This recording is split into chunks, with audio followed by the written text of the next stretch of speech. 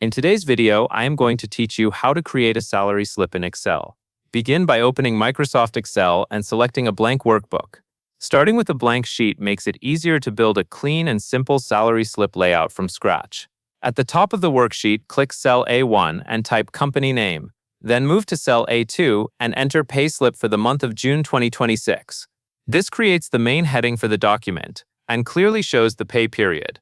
After that, go to cell A4 and type employee name. This gives you a place to later enter the employee details. Next, set up the earnings section on the left side of the sheet. In cell A6, type earnings.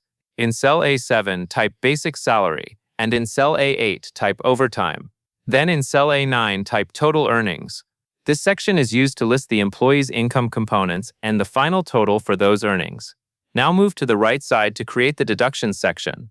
In cell C6, type deductions. In cell C7, type tax. And in cell C8, type health insurance. Then in cell C9, type total deductions.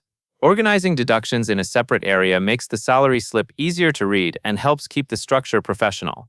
Below these sections, go to cell B11 and type net pay.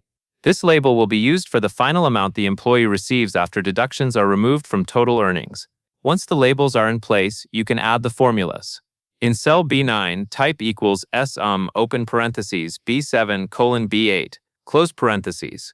This formula adds the values for basic salary and overtime to calculate total earnings automatically. Then click cell D9 and type equals sum open parentheses D7 colon D8 close parentheses.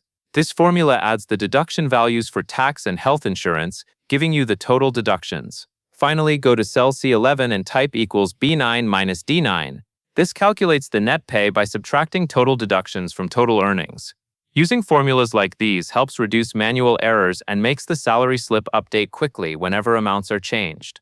After entering these items, your basic salary slip structure will be ready in Excel and can be filled in with the required amounts. That covers everything you need to know.